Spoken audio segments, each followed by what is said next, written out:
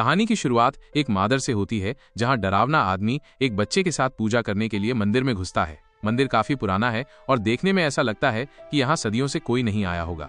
हालांकि आसपास किसी के न होने के बावजूद ढोल बजने की आवाज आ रही थी। तभी एक बहुत बड़ा देवता अचानक से जाग उठा और ढोल की आवाज कुछ और नहीं बल्कि देवता के दिल की धड़कन थी। ये देवता जाग गया है इंसानों के ऊपर नर्क के दुख बरसाने के लिए।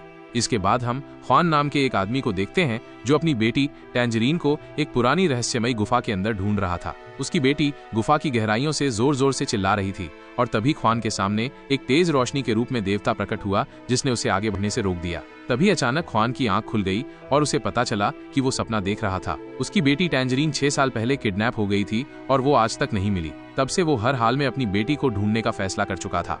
ढूंढने के लिए ख्वान ने अपना सब कुछ दांव पर लगा दिया, अपना घर, अपना करियर, यहाँ तक कि अपनी पत्नी को भी छोड़ दिया। सड़क किनारे एक पहाड़ी पर बैठे हुए ख्वान ने एक ट्रक देखा और अचानक ही उस पर पत्थरों की बरसात करने लगा। बिल्कुल बढ़िया निशाना लगाते हुए इन पत्थरों से ट्रक की विंडशील्ड टूट गई और ट्रक क्रैश हो गया। ख्वान नीचे उतर गया और उसने ड्राइवर पर हमला किया, ये पूछते हुए कि उसकी बेटी कहाँ है। तभी ड्राइवर के साथी ने ख्वान के सर पर जोरदार हमला किया, जिससे बाद वो वहीं घायल होकर गिर पड़ा। ड्राइवर और उसका साथी बचते हुए पैदल ही वहां से भाग गए।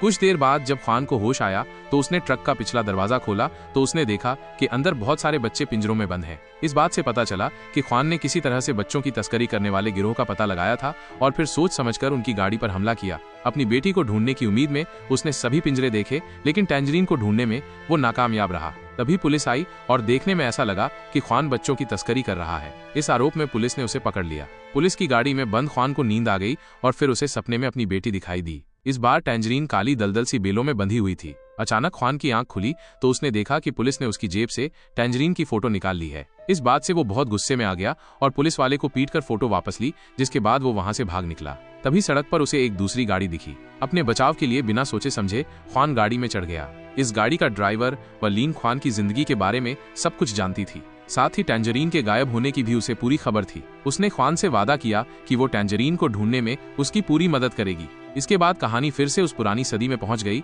जहां कोंग नाम का एक योद्धा कुछ हमलावरों से बचकर भाग रहा था। इन हमलावरों का लीडर एक बूढ़ा आदमी है। जैसे ही कोंग एक पहाड़ी की चोटी पर पहुंचा, इन लोगों ने घेर लिया। अब ये लोग कोंग को पकड़ने ही वाले थे कि तभी वहां उसकी बहन आ गई और उसने कोंग को बचाने के लिए उसे पहाड़ी की चोटी से धक्का दे दिया। धक्का देने से पहले उसने कोंग को पश्चिम दिशा में जाने की सलाह दी और फिर वो अकेली ही उन सबसे भिड़ गई।